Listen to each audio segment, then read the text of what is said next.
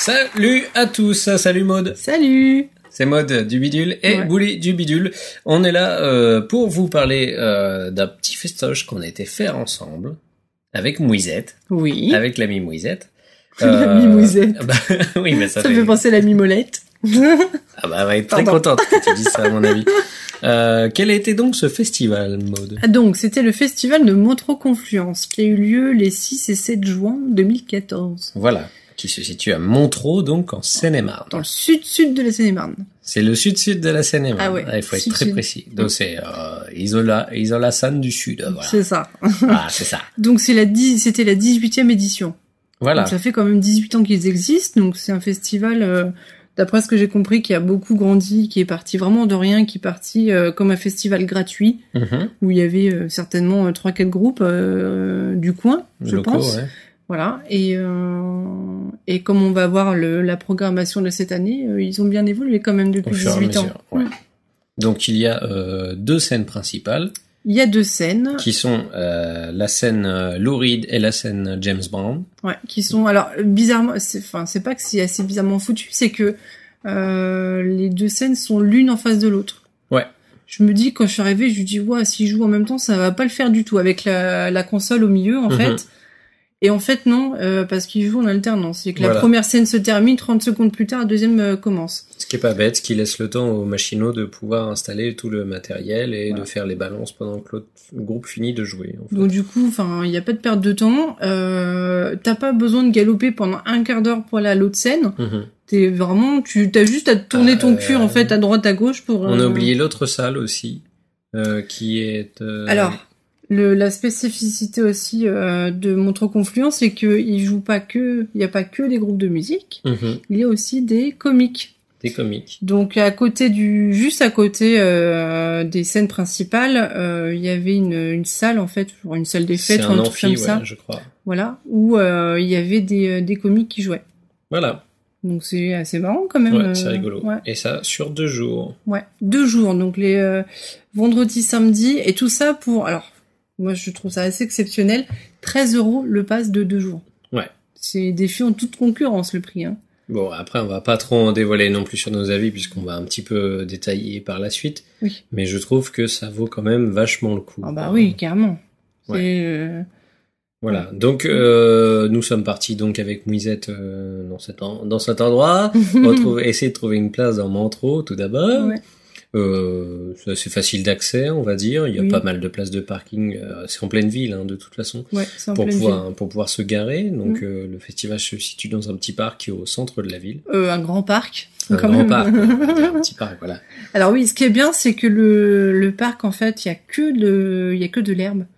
Donc, tu peux t'asseoir facilement. Il y a de l'ombre, il y a du soleil, il y a tout. Donc, c'est, quand il fait chaud, en général, en cette période-là, c'est assez agréable. Ils ont eu la très bonne idée à l'intérieur du festival de placer des jets de brume.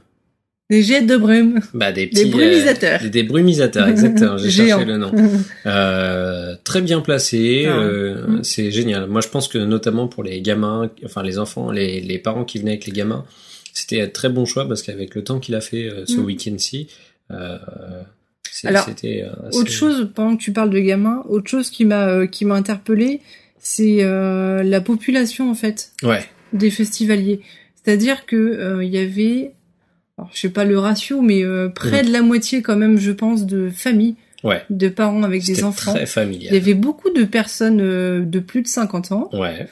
Et du coup, il y avait quand même très peu de personnes de notre âge, du trentaine d'années. On était vraiment en minorité, quoi. Alors, je pense que les gens de notre âge sont venus spécifiquement à une certaine heure pour voir, par exemple, des groupes qu'ils attendaient un peu plus que certains. Enfin, peut-être. Voilà, je vois pas trop les gens de 30 ans venir exprès pour Sylvie Vartan.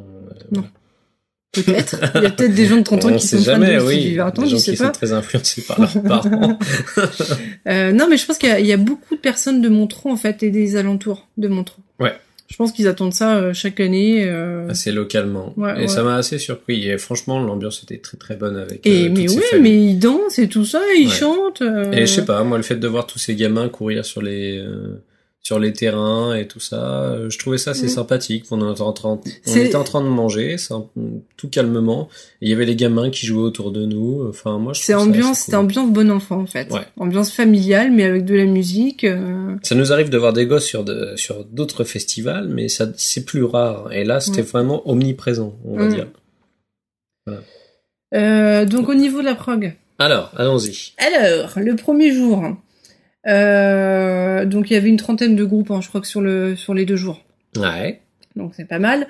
Nous on est arrivé, ça a commencé avec Laura Cox. Tu te souviens de qui c'est? Oui, je me souviens. C'est pas trop mal ce qu'elle fait.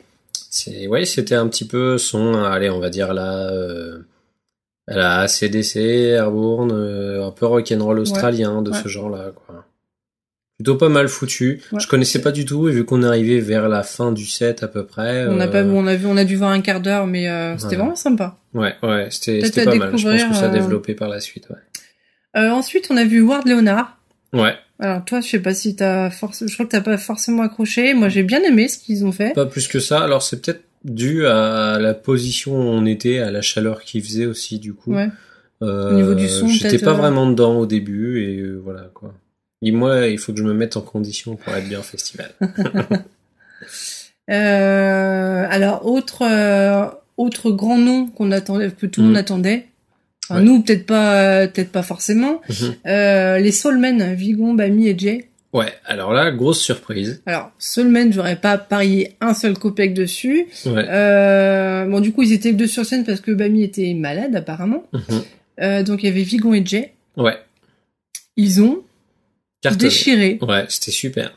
J'étais le premier surpris. Hein. Ouais, moi je vraiment pariais pas un sou là-dessus. Parce que moi je voyais juste derrière ce groupe une espèce de groupe monté par une chaîne de télé. Enfin, j'ai m'imaginé un truc tout fait TF1, tout fait M6, enfin ce genre de choses. Alors Vigon, pour ceux qui connaissent pas, il a participé, il me semble, à la Incroyable Talent, je crois, sur M6. Ouais. Et Jay, en fait, c'est l'ancien chanteur des Poetic Lovers. Ouais, c'est un ancien Poetic Lover. Donc comme ça fait pas envie, ça fait pas rêver. Ouais. Quand tu les vois sur scène, quand tu vois Vigon sur scène, quand tu vois la voix qu'il a. Ouais. C'est surtout le répertoire en fait qu'ils ont. Ouais. Qui est fantastique. Ils ont donc ils font que des reprises. Que des reprises, des covers d'anciens titres soul. Ouais. Et c'est juste fantastique, c'est génial. Même au niveau des icos, ils étaient très bons, moi je trouve, au niveau des cuivres et tout le reste. C'était génial, et les mecs savent mettre l'ambiance en plus, donc c'est cool. Alors à écouter en disque, je sais pas ce que ça peut donner en live. En spectacle, c'est cool. Ah ouais, ça vaut le coup. Ça vaut le coup. Donc après, une autre tête d'affiche aussi, Morshiba. Ouais. Donc pour moi, c'était la première fois que je les voyais. Ouais, moi aussi. J'étais assez content. Morshiba, la chanteuse, elle a une prestance, elle est classe, elle est. Mouisette disait qu'elle a de la grâce. Elle a de la grâce. Ouais, c'est exactement ça. Elle est très gracieuse. Elle est belle. Tu vois qu'elle elle prend plaisir à être sur scène. Elle joue à notre moment avec ses musiciens, avec le public. Elle donne vachement en fait. Ouais. C'était magnifique. Et le groupe a passé un bon moment apparemment, donc c'était vraiment très communicatif, et franchement c'était un bon moment qu'on a passé avec eux. Exactement. Donc après, sur les autres scènes, donc il y avait des petits groupes qui sont pas très connus, Debunk. Ouais, c'était un peu du style néo-metal, quoi, on va dire.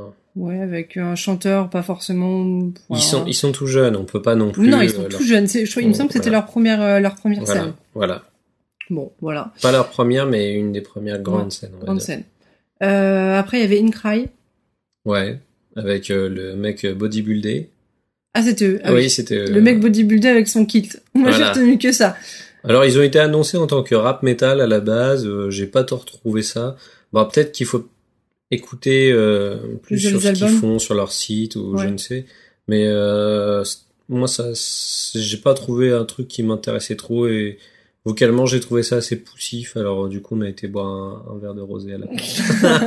Non, mais à voir. peut-être avoir à pousser. Sinon, sur l'autre scène, donc il y avait les Crucified Barbara. Ça te parle plus que le kilt et le bodybuilding. Pas forcément parce que c'est des nanettes et puis voilà. C'est juste que c'est un groupe que je suis depuis un petit moment quand même et que j'aime beaucoup ce qu'elles font. C'était un set assez carré. Alors elles sont arrivées vachement à la bourre parce qu'ils ont eu un problème vis-à-vis de l'avion. Elles sont arrivées au dernier moment pour faire les balances. Apparemment ils ont eu des galères. Le set était assez carré. Bon, tout le monde n'était pas fan, ça se voyait parce qu'il y avait beaucoup de familles et Crucified Barbara c'est bien orienté métal quand même.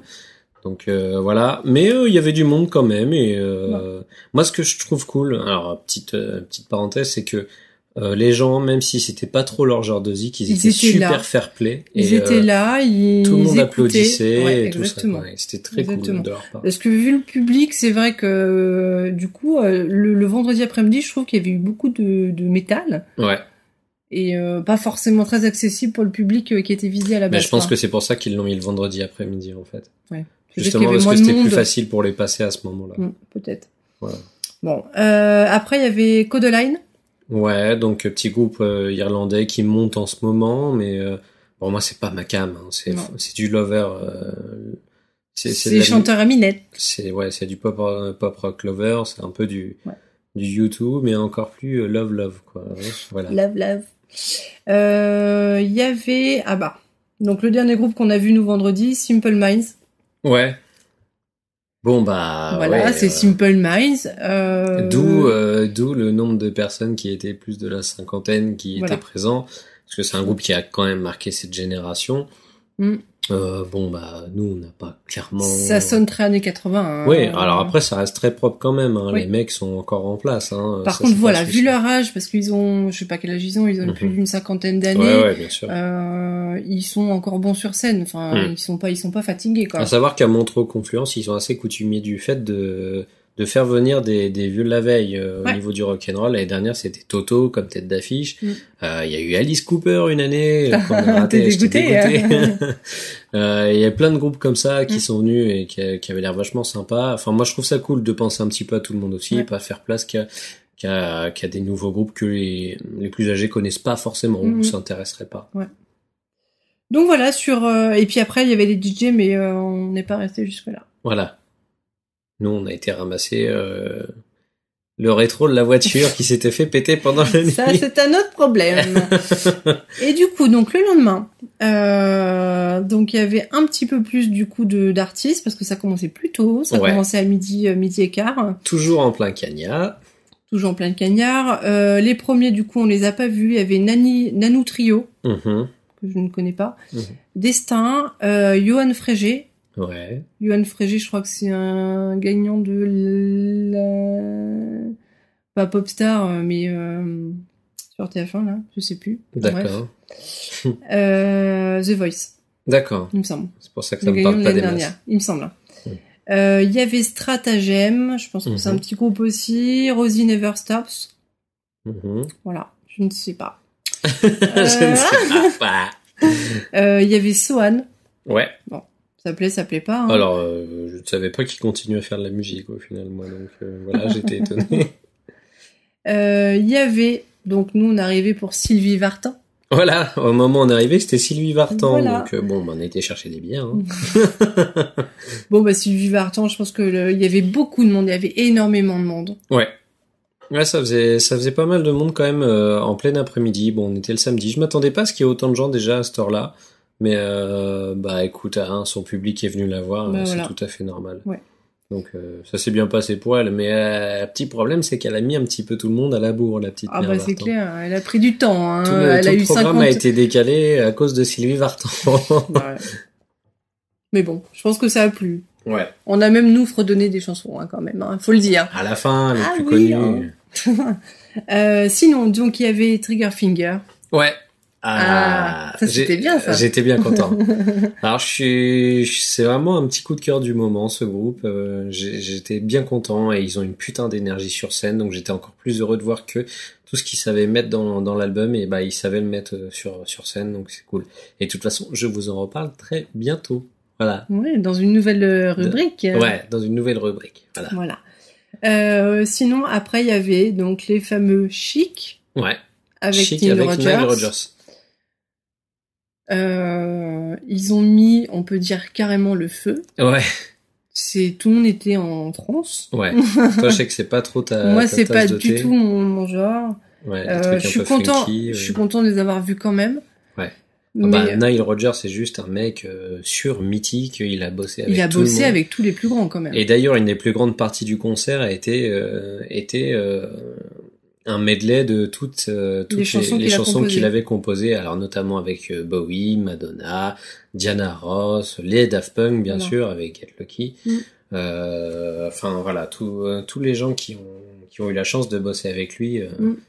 On a eu droit à tous ces morceaux-là, donc c'était sympa. En même Puis à temps, la fin, tout le monde est monté sur scène. Ouais, il y a eu une grosse stuff avec tout ouais. le monde, quoi. Même Philippe Manœuvre est venu faire la danse, danser avec eux, quoi. Donc c'était rigolo. Il y avait donc après Élodie Frégé.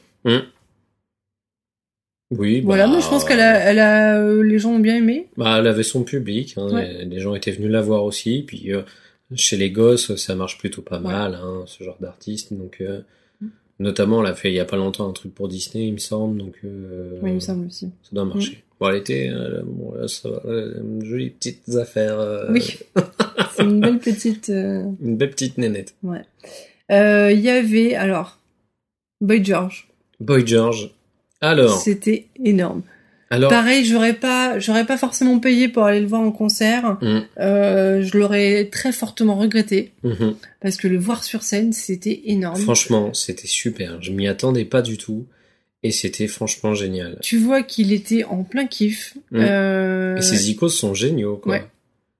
Ses icônes sont géniaux. Et le set qu'il a fait était très original parce que c'était beaucoup tourné autour du dub et du reggae. Ouais.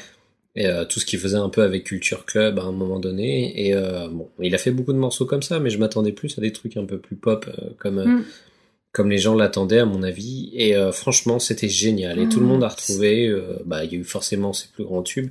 Mais franchement, c'était super. C'était un moment magique. Moi, j'avais l'impression d'être que le temps s'était arrêté tellement c'était bien en fait, quoi. Et il interagissait vachement avec les gens parce qu'il parle pas du tout français même. Il essayait de temps à autre de mettre un peu l'ambiance. Avec son saxophoniste, avec c'était avec rigolo. Non, c'était vraiment bien. C'est super beau moment. Ouais. Il y a eu Christelle Chollet aussi. Ouais. Qui est une comique, mais qui chante beaucoup dans son spectacle. Moi, j'ai bien aimé. C'est sympa. Pas fan. Toi, t'es moins fan. Ouais, voilà, un humour qui me parle pas trop, qui est assez bateau, quoi. Et ouais, ça me fait pas trop marrer, quoi. Moi, j'ai bien aimé. Moi, je trouve ça sympa. Puis elle a une belle voix, mine de rien. Par contre, la pauvre a été un petit peu obligée de pousser la fin de son spectacle. Oui, parce qu'il y avait 1 heure de retard et du coup, elle a été un peu... Parce qu'après, il y avait l'installation du gros show qui était derrière et ça poussait au cul. Parce que de l'autre côté... Il y avait Woodkid. Il y avait Woodkid qui attendait. Alors, Woodkid, c'est juste... je sais même pas... Grosse claque. Je sais même pas comment le décrire. Eh ben, c'était à la hauteur de mes espérances, moi, en fait, parce que je m'imaginais vraiment un show déjà avec tous les musiciens, opéra techno-organique. Mais c'est ça, en fait. Déjà, tous les musiciens, avec je sais pas, il y a un jeu de son et lumière qui est gigantesque. Et pour la première fois du festival, je me suis exigé le fait de mettre pas loin de la console, bien au milieu, histoire de bien avoir tout le son, parce que c'est très important chez Woodkid, toute la compo. Ouais. Et franchement, il était en grande forme. Ouais. L'orchestre était génial. Il a mis le feu, mais une ambiance de folie. Et moi, ce qui me fait halluciner, c'est qu'il arrive à utiliser une énergie d'un concert électro avec un orchestre, et je trouve ça juste dingue. Je pige pas comment il arrive à faire ça encore, et c'est génial. Les gens étaient en transe, tout le monde dansait. À la fin, nous, on n'arrêtait pas de sauter dans tous les sens. C'était super, quoi. C'était un super concert, et franchement, je le félicite. On a même eu droit à un nouveau titre, alors oui, le assez nouveau électro, avec des phases électro qui étaient géniales. Il y a même eu un rappel parce que les gens continuaient de chanter à la fin. Les gens voulaient pas qu'ils partent. Les gens voulaient pas qu'ils s'en aillent. Et les mecs sont revenus, ont recommencé à taper sur leur truc juste parce que les gens chantaient. Enfin, c'était un super moment, mais il devait vraiment mettre les bouts parce que là, il était vraiment trop tard. Au niveau de l'orga du festival, à mon avis, c'était chaud. Oui, oui. Donc voilà. Donc voilà, et donc du coup, oui, si vous avez la possibilité d'aller le voir, donc là, je crois qu'ils font toute la tournée des festivals. Ouais. Après, ils vont faire une pause. Et puis, il y a des nouveaux titres qui vont pas tarder à arriver, à mon avis, de toute façon. Donc, voilà. On espère. Ouais, ce serait très bien. On espère. Sinon, du côté des comiques, qu'on n'a pas été voir parce que du coup, au niveau de l'enchaînement des concerts, c'était pas possible. Il y avait entre autres Tex. Bon. Ouais. Voilà. Non, mais Mustapha et la Tracy. Je pense qu'ils avaient quand même leur place dans ce festival. Ah, totalement. Vis-à-vis du public qu'il y avait, ouais, c'était cool, à mon avis. Donc, Mustapha et la Tracy, Eva Darlan. Il y avait Tom Novembre, le comte de Boudherbala. Voilà. Et Gilles Détroit. Et on a oublié de dire qu'il y avait aussi une petite scène qui était juste au-dessus des escaliers, avant d'aller à la salle des comiques, où il y avait des petits groupes qui venaient se produire. Des nouveaux talents régionaux. Voilà, ou des nouveaux, ou des, comment dire, des petits conservatoires qui venaient faire des démos de guitare, des trucs comme ça. Et, ça avait l'air d'être cool parce qu'il y avait des petits trucs de blues bien sympas de temps à autre, j'écoutais.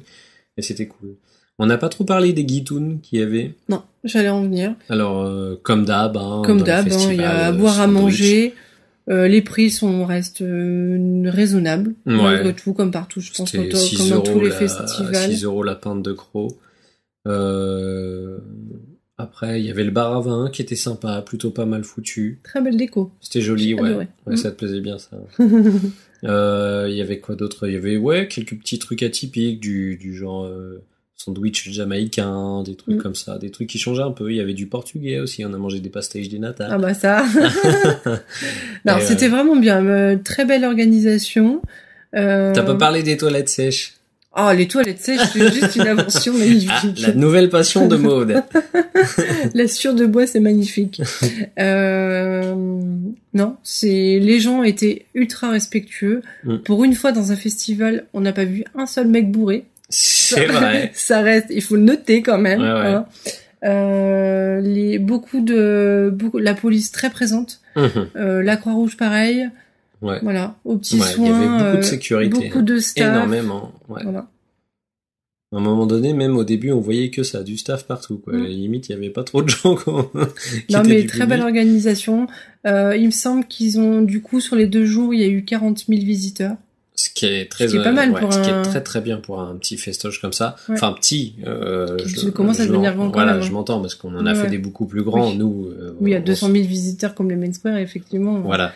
Mais je pense que on y retournera l'année prochaine certainement. Ouais, bah surtout que c'est à côté de chez nous et puis que c'est pas très cher et que moi j'engage vraiment les gens qui habitent la région ou même si ça leur fait pas trop loin de venir. Le seul petit souci, c'est que il y a pas de camping, il y a pas de camping, mais par contre, il y a énormément de chaînes d'hôtels pas très chères qui sont juste même pas à moins de 2 km du festival. Voilà. Ou renseignez-vous près des campings, à mon avis, avec la mairie, vous pouvez gérer ce genre de choses. Mais voilà, c'est vraiment, c'était une belle expérience, belle première expérience. Voilà.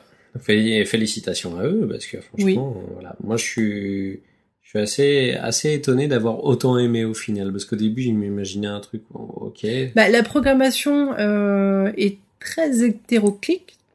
Oui, éclectique. Tu passes de la variété française à la funk, au métal, au rock, à la pop. Ouais. C'est voilà, il y en a pour tous les goûts, il y en a pour tout le monde. C'est ça qui est bien. Et limite, t'as même des vrais moments, parce que t'es pas obligé de tout aimer. Et le fait que t'aimes pas forcément tout te permet d'aller faire un tour ailleurs et de découvrir de nouvelles choses. Donc moi, je trouve que c'est le grand avantage de ce festival. Donc voilà. Donc big up à eux. Voilà. Et puis on sera là l'année prochaine. Voilà. Et puis ceux qui étaient présents aussi, peut-être certainement. N'hésitez pas à nous faire du retour. Voilà, à nous faire du retour, ce que vous en avez pensé. Et pour finir, tiens, chose qu'on n'a pas dite. Ouais. Quel est ton top 3? Ah, alors mon top 3 concert. Top 3 ou top 5 comme tu veux. On va faire top 3, allez. Vas-y. Sans étonnement, mon premier ce sera Woodkid. Qui était juste le meilleur moment, un des meilleurs concerts que j'ai passé depuis un moment. Ensuite, je dirais Trigger Finger parce que je les attendais vachement. Après, c'est plus vraiment un trip perso. Et j'ai beaucoup aimé Morshiba, mais je crois que j'ai quand même préféré Boy George en fait. Donc voilà, Woodkid, Trigger Finger et Boy George. Bah moi ça va être un petit peu pareil. Hein. Woodkid en premier, ça c'est certain. Boy George en deuxième. Et en troisième, je pense que je mettrais Morshiba quand même. D'accord. Ok. Voilà. J'ai Trigger Finger, donc j'ai surkiffé, c'était très bien. Voilà. Ok. Je peux en dire plus, non? C'est une façon bizarre de finir ta phrase. Ok. On vous mettra le résumé de Mouisette aussi pour savoir ce qu'elle en a pensé. Vu qu'elle était avec nous, on n'a pas pu enregistrer à ce moment-là. On n'emporte pas tout le temps le matos avec nous, hein. C'est pas la fête non plus. Donc voilà, on vous fait des très gros bisous. On vous dit à très bientôt sur le bidule. N'hésitez pas à nous suivre sur tous les réseaux sociaux comme d'habitude. Voilà. Et faites-nous du retour si jamais vous êtes allé à Montreux Confluence. En tout cas, nous c'est sûr, on y retournera l'année prochaine. Exactement. On vous dit à la prochaine dans le bidule et puis bientôt un podcast qui va sortir. Hein. Soyez vigilants, ça va arriver très vite. Soyez vigilants. Vigilants. Allez, salut. Ciao.